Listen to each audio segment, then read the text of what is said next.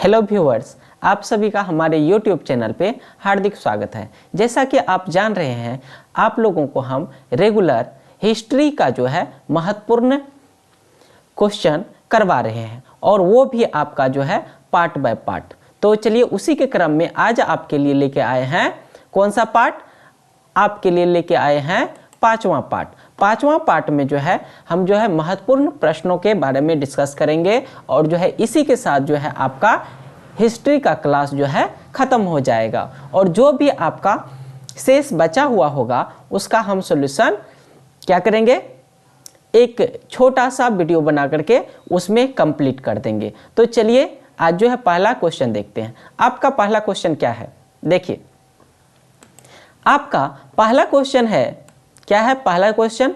आपका पहला क्वेश्चन है चंपारण आंदोलन कब और क्यों हुआ। क्या है? चंपारण आंदोलन कब और क्यों हुआ। तो चंपारण आंदोलन कब और क्यों हुआ मेरे प्यारे बच्चों? देखिए क्या बोल रहा है, चंपारण आंदोलन नील उत्पादन किसानों के द्वारा, क्या बोल रहा है, चंपारण आंदोलन नील उत्पादन किसानों के द्वारा 1917 में किया गया। चंपारण आंदोलन जो है नील उत्पादन किसानों के द्वारा जो है कब किया गया? 1917 में किया गया। डन है। चलिए बिहार में अंग्रेज तीन कठिया व्यवस्था शुरू की थी। कैसा तीन कठिया व्यवस्था शुरू की थी? मतलब देखिए बिहार में कौन, अंग्रेज जो है तीन कठिया व्यवस्था शुरू की थी। इसमें किसानों को अपनी जमीन के 3/20 भाग में नील की खेती करनी पड़ती थी। क्या होता था, अपने जमीन का जो है 3/20 भाग में जो है नील की खेती करनी पड़ती थी। ठीक है, नील की खेती से किसान को लाभ नहीं होता था। देखिए नील के खेती से किसान को तो लाभ भी नहीं होता था और क्या होता था, और जमीन की उर्वरा शक्ति भी घट जाती थी। इसलिए किसानों ने विरोध में क्या किया? आंदोलन किया। ठीक है, तो ये जो है आपका देखिए चंपारण आंदोलन जो है किससे रिलेटेड था, क्यों हुआ था?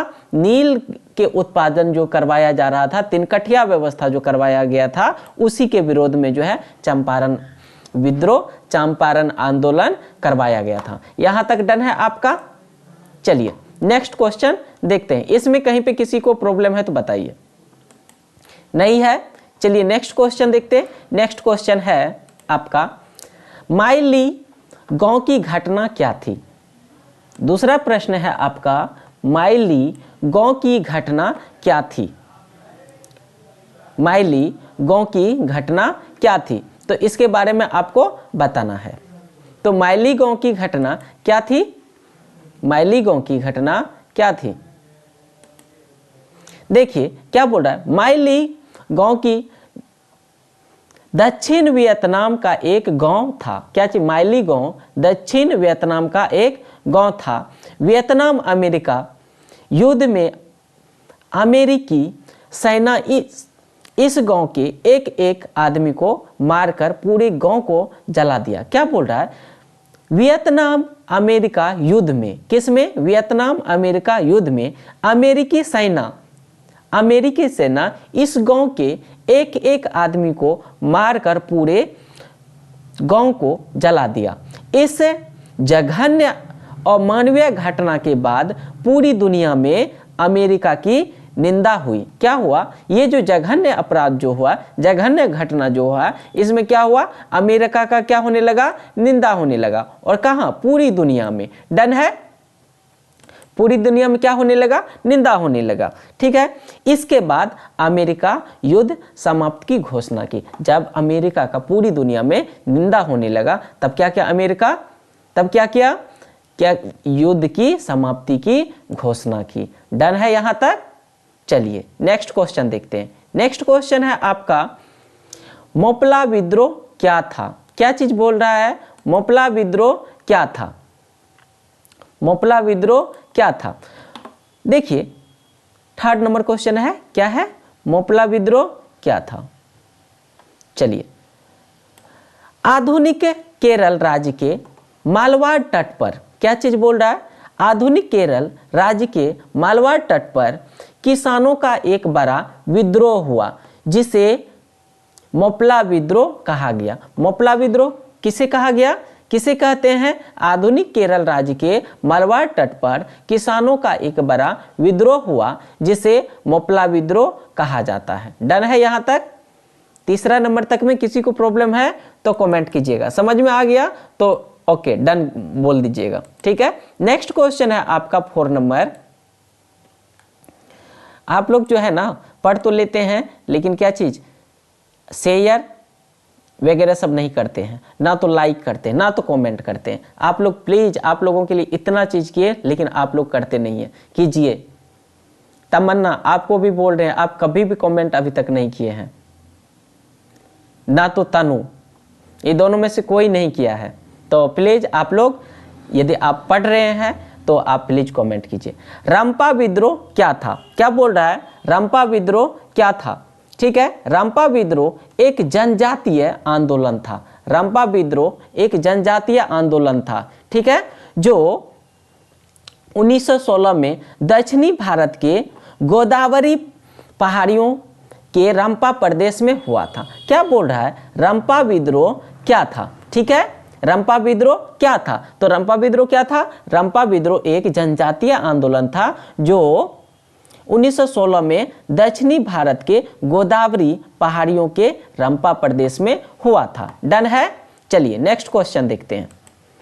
देखिए नेक्स्ट क्वेश्चन है आपका, पांडुलिपि से क्या समझते हैं? क्या है? पांडुलिपि से क्या समझते हैं? डन है?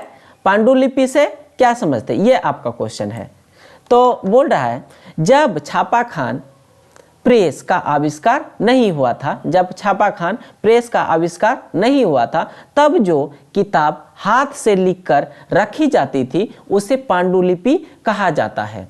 क्या चीज? देखिए, जब प्रेस का जो है छापने वाला चीज का जो है, जो मशीन का आविष्कार नहीं हुआ था, तभी जो क्या करता था कि जो हाथ से ही लिख करके जो है किताब वगैरह सब रखा जाता था। ठीक है, और जो है इसी को ही क्या बोला जाता था? पांडुलिपि कहा जाता था। ठीक है, उसी तरह यहाँ पे क्या बोल रहा है, जब छापाखान का आविष्कार नहीं था तब जो किताब हाथ से लिखकर रखी जाती थी उसे पांडुलिपि कहा जाता है। ठीक है, पांडुलिपि से प्राचीन इतिहास, साहित्य, संस्कृति की वास्तविक जानकारी होती है। आप लोग देखे होंगे जो खुदाई वगैरह सब होता है तो उसमें क्या चीज, पत्थर वगैरह सब पे क्या होता है? लिखा हुआ रहता है। ठीक है, हाथ से लिखा हुआ रहता है। तो वो जो है पहले किताब जो है हाथ से लिख करके जो बना करके जो रखता था उसे ही क्या बोला जाता था? पांडुलिपि। ठीक है, देखो पांडुलिपि से प्राचीन इतिहास, साहित्य, संस्कृति की वास्तविक जानकारी होती है। डन है यहां तक?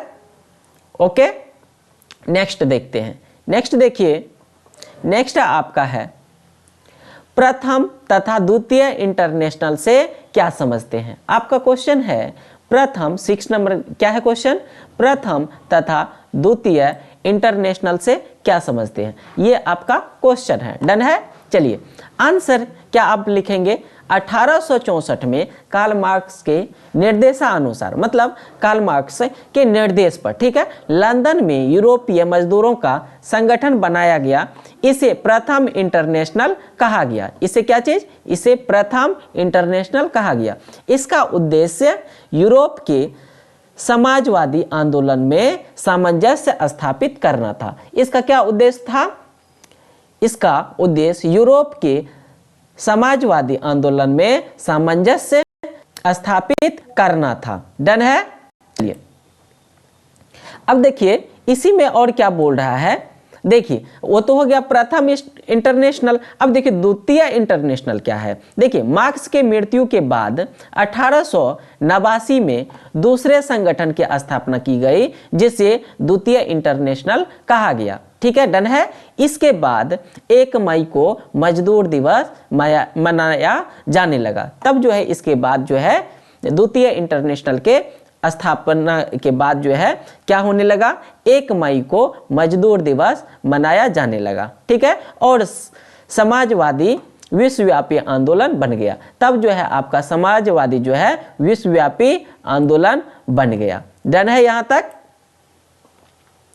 डन है? किसी को प्रॉब्लम है तो मैसेज कमेंट कर सकते हैं। डन है? चलिए नेक्स्ट है आपका नेक्स्ट क्वेश्चन है साइमन कमीशन पर प्रकाश डालें। साइमन कमीशन पर प्रकाश डालें, ये है आपका क्वेश्चन। डन है। किसी को भी थोड़ा सा भी प्रॉब्लम नहीं होना चाहिए, यदि प्रॉब्लम होता है तो प्लीज आप लोग बताइएगा, जरूर बताइएगा। ओके, थोड़ा सा भी प्रॉब्लम होता है तो आप लोग बोलते नहीं है ना, तो कुछ बताते हैं, पता नहीं अच्छा से पढ़ रहे होंगे, आई होप आशा करते हैं। साइमन कमीशन पर प्रकाश डाले, ठीक है। 1927 में देश में अंग्रेज सरकार के विरुद्ध, कब? 1927 में देश में, यानी कि हम लोगों के देश में, ठीक है, अंग्रेज सरकार के विरुद्ध आंदोलन जारी था। किसके विरुद्ध? अंग्रेज सरकार के विरुद्ध जो है आंदोलन जारी था। इस परिस्थिति में इंग्लैंड सरकार ने भारत के भावी संविधान की जांच के लिए एक कमीशन भेजा। क्या किया कि जो इंग्लैंड सरकार जो है, अंग्रेजी सरकार जो है, अंग्रेज सरकार, वह जो है भारत का जो संविधान था उसको जांच करने के लिए जो है वहां से एक जो है कमीशन भेजा, ठीक है। इसका अध्यक्ष जॉन साइमन था। कौन था? इसका अध्यक्ष जो है, ये जो कमीशन जो है गठन करके वहां से भेजा, उसका जो अध्यक्ष था साइमन, जॉन साइमन था, ठीक है। इसीलिए इसे साइमन कमीशन कहा गया। डन है।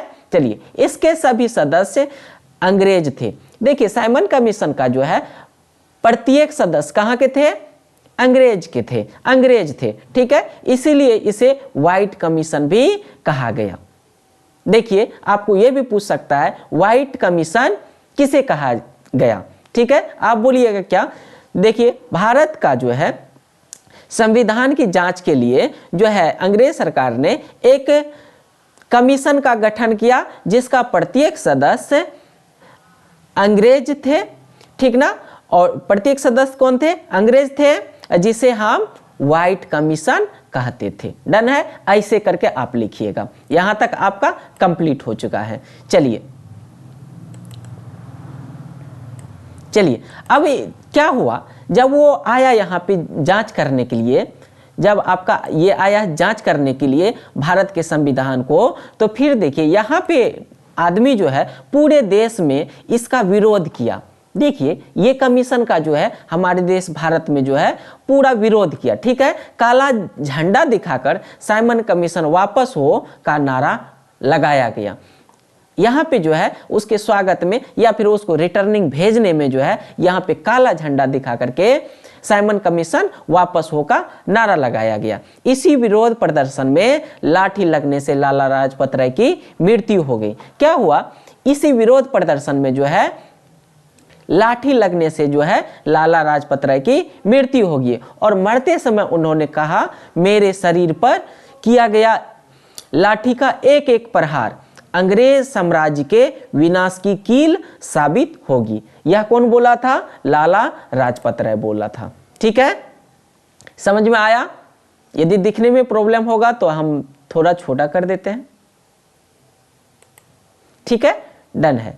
चलिए, समझ में आ गया क्या बोला?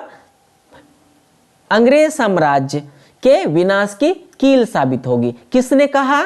लाला लाजपत राय ने बोला। क्या बोला? बोला कि हमारे शरीर पर किया गया लाठी का एक एक प्रहार अंग्रेज साम्राज्य के विनाश का क्या होगा? कील साबित होगा। डन है यहां तक, ठीक है। चलिए देखते हैं नेक्स्ट क्वेश्चन। नेक्स्ट क्वेश्चन है हो ची मिन्ह। क्या चीज? हो ची मिन्ह कौन थे? वियतनाम स्वतंत्रता में उनकी भूमिका को लिखे। क्या बोल रहा है? हो ची मिन्ह कौन थे? वियतनाम स्वतंत्रता में उनकी क्या भूमिका थी, उन्हें लिखने के लिए बोल रहा है। तो आंसर आपका क्या हो जाएगा?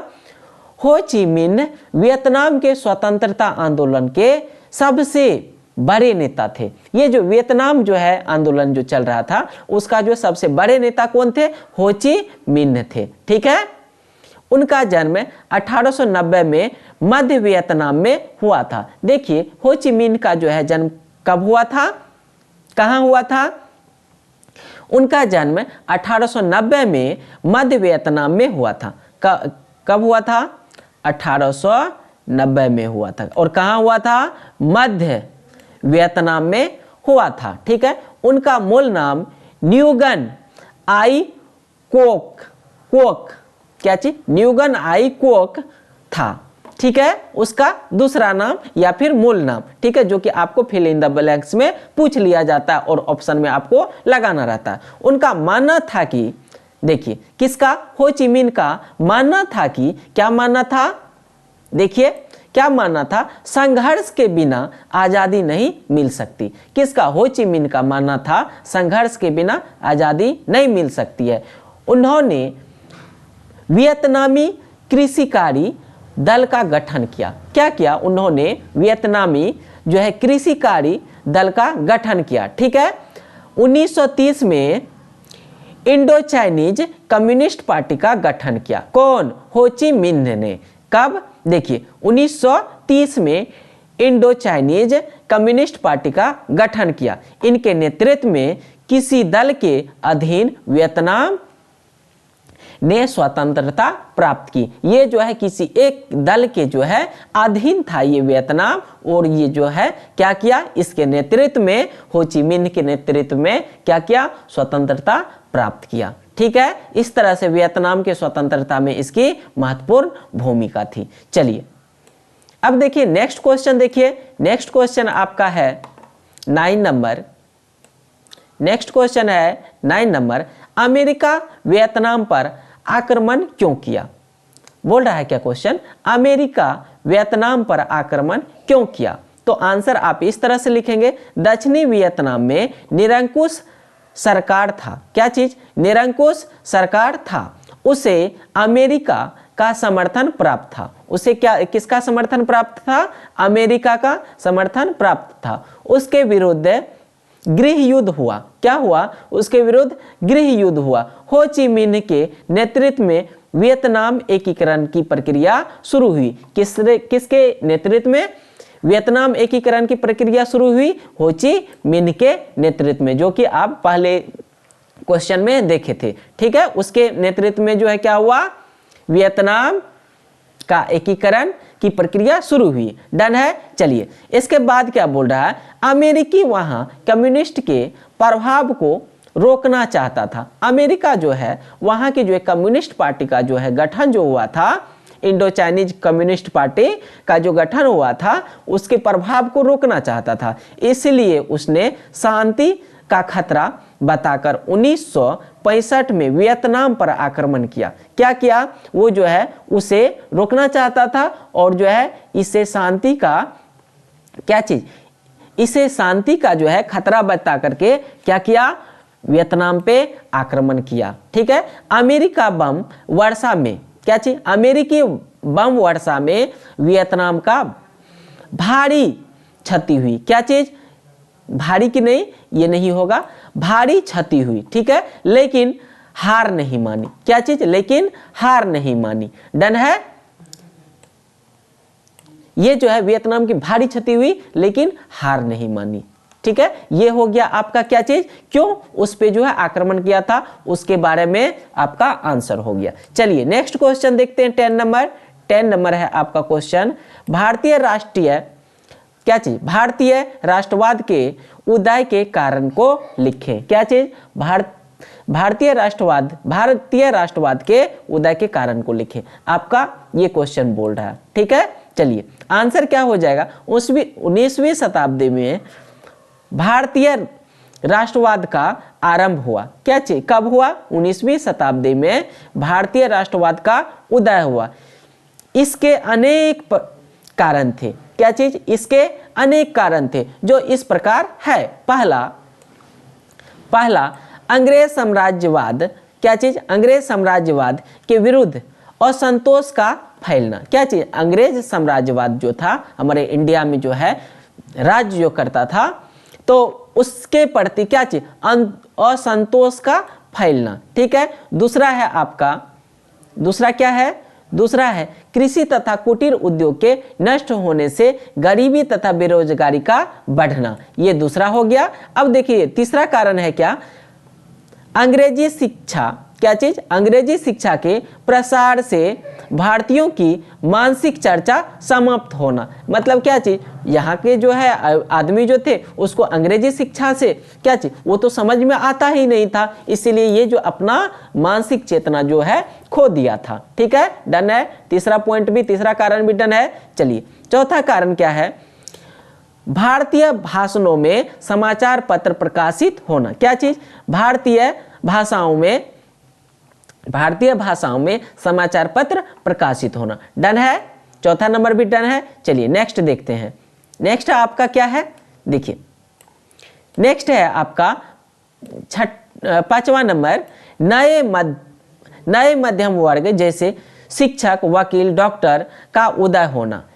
क्या चीज, नए मध्यम वर्ग जैसे शिक्षक, वकील, डॉक्टर का उदय होना। जब ये डॉक्टर वगैरह सबका, शिक्षक वगैरह सबका उदय हुआ, जब जो है इंग्लैंड का जो है भाषा को जो है समझने लगा, अंग्रेजी जानने लगा, तब क्या हुआ कि जो है विरोध और राष्ट्र की भावना और ज्यादा जो है जागृत होने लगा। डन है। चलिए अब इसके बाद है आपका 6 नंबर है, क्या है 6 नंबर, 6 नंबर है पश्चिमी राजनीतिक, दार्शनिक तथा क्रांतिकारी चिंतक का प्रभाव। क्या बोल रहा है, पश्चिमी, क्या चीज, पश्चिमी राजनीतिक, दार्शनिक तथा क्रांतिकारी चिंतक का प्रभाव। डन है यहां तक। चलिए नेक्स्ट देखते हैं। नेक्स्ट है आपका रोलेक्ट एक्ट क्या है। नेक्स्ट क्वेश्चन है आपका क्या है, रोलेक्ट एक्ट क्या है। रोलेक्ट एक्ट क्या है, इसके बारे में आपको लिखना है। इस तरह से आपका क्वेश्चन आएगा। तो अंग्रेज सरकार ने भारतीय राष्ट्रीय आंदोलन को दबाने के लिए 1919 में एक कानून बनाया जिसे रोलेक्ट एक्ट कहा गया, इस कानून के अनुसार किसी भी भारतीय पर मुकदमा चलाए बिना उसे नजरबंद किया जा सकता था। क्या चीज, देखिए ये रोलेक्ट एक्ट जो था, इस कानून के जो है क्या चीज, इस कानून के आधार पे जो है किसी भी आदमी पे जो है संदेह के आधार पे गिरफ्तार उसे किया जा सकता था। ठीक है, नजरबंद किया जा सकता था। डन है यहां तक। चलिए इसी में आगे क्या बोल रहा है, भारतीयों ने इसे काला कानून कहा। भारतीयों ने किसे काला कानून कहा, भारतीयों ने रोलेक्ट एक्ट को काला कानून कहा। डन है।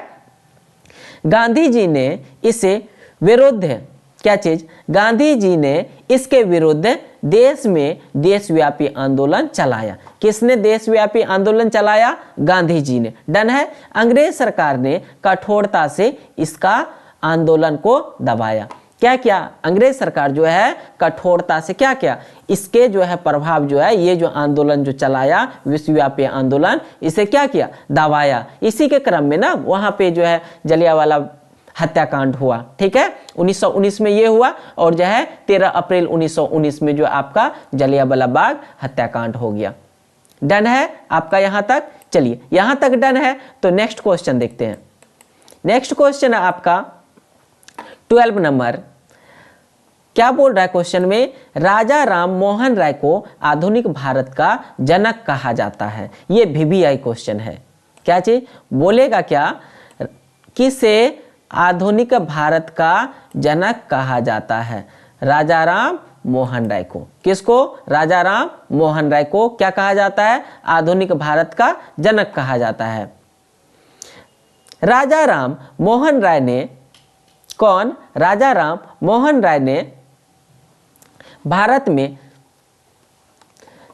क्या बोल रहा है, राजा राम मोहन राय ने भारत में समाज के सुधारक, क्या चीज, समाज के सुधारक, धर्म सुधारक तथा जन चेतना के नए युग का प्रारंभ किया। देखिए क्या बोल रहा है आपका, क्या बोल रहा है जी, बोल रहा है क्या कि जो राजा राम मोहन राय ने भारत में समाज सुधारक, धर्म सुधारक तथा जनचेतना के नए युग का प्रारंभ किया। डन है।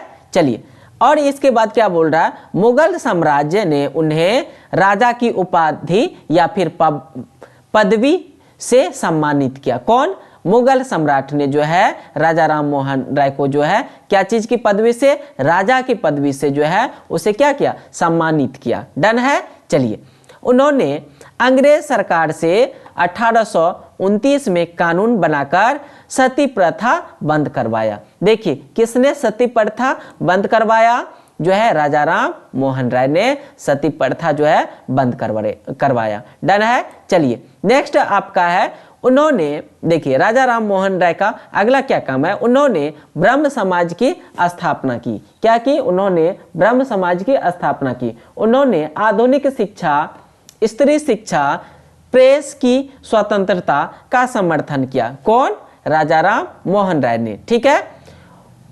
उन्होंने जाति प्रथा, बाल विवाह तथा धार्मिक आडंबर का विरोध किया। उसने क्या क्या चीज का विरोध किया, जाति प्रथा, बाल विवाह तथा धार्मिक आडंबर का विरोध किया। ठीक है। उनके इस योगदान के कारण ही क्या चीज, उसके इस योगदान के कारण ही उन्हें आधुनिक भारत का जनक कहा जाता है। डन है यहाँ तक में कोई समस्या है तो आप बताएंगे, जरूर बताएंगे। ठीक है। नेक्स्ट क्वेश्चन देखते हैं। नेक्स्ट क्वेश्चन है आपका, औद्योगिकीकरण तथा असलम पद्धति से क्या समझते हैं। क्या बोल रहा है, औद्योगिकीकरण या फिर असलम पद्धति से क्या समझते हैं, आपका ये है। ठीक है। अब देखिए, जब वस्तुओं का उत्पादन मशीनों द्वारा बड़े पैमाने पर होता है तो इस व्यवस्था को औद्योगिकीकरण कहते हैं। ठीक है। डन है। क्या बोल रहा है, जब वस्तुओं का उत्पादन मशीनों द्वारा बड़े पैमाने पर होता है तो इस व्यवस्था को औद्योगिकीकरण कहते हैं। डन है।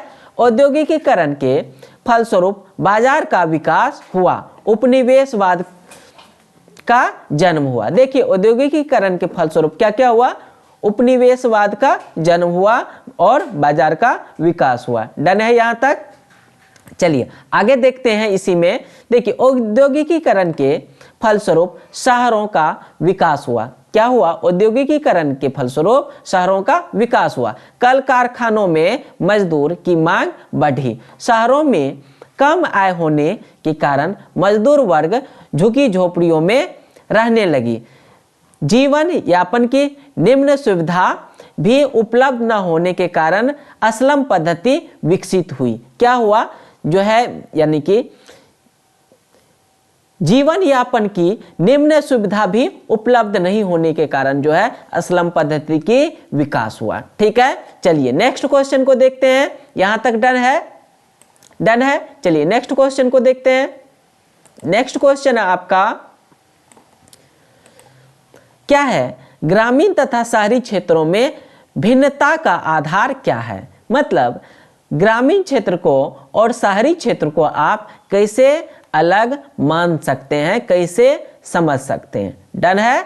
चलिए कैसे समझ सकते हैं, क्या बोल रहा है, ग्रामीण तथा शहरी क्षेत्रों में भिन्नता का मुख्य आधार, क्या बोल रहा है, ग्रामीण तथा शहरी क्षेत्र में भिन्नता का मुख्य आधार आर्थिक गतिविधियां है। क्या है, आर्थिक गतिविधियां है। डन है। चलिए आपको थोड़ा सा देखने में प्रॉब्लम हो रहा होगा, हम साइड हो जाते हैं। डन है। चलिए अब देखिए क्या बोल रहा है,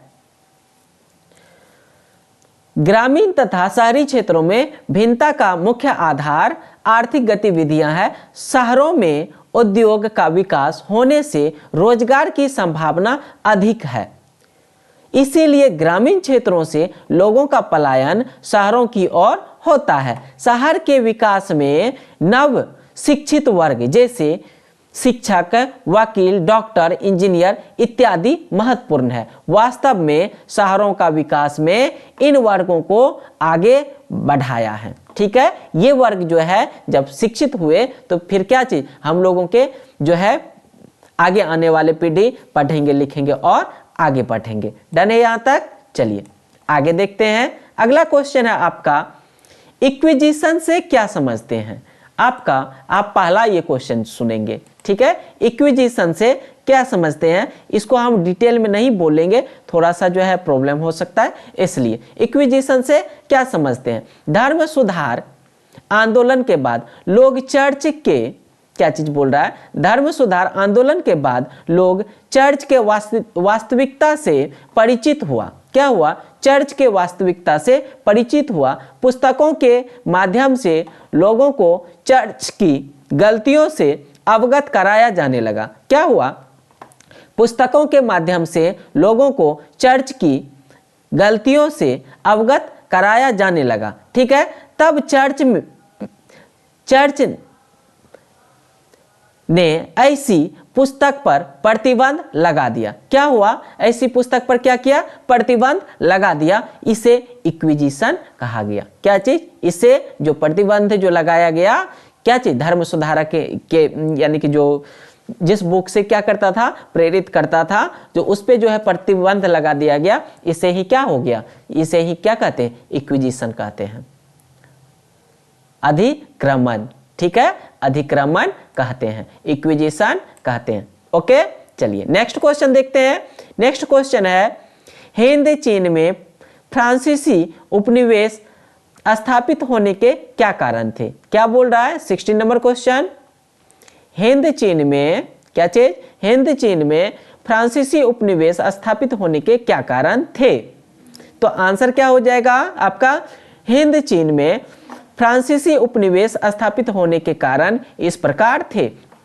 देखिए क्या क्या कारण था। ठीक है, देखिए कारण को देखिए। नेक्स्ट है आपका कारण क्या है? पहला कारण है हिंद चीन के देश वियतनाम कृषि प्रधान देश था। क्या चीज? हिंद चीन के देश वियतनाम क्या चीज? हिंद चीन के देश वियतनाम कृषि प्रधान देश था। ठीक है, चावल तथा रबर की प्राप्ति हेतु क्या बोल रहा है?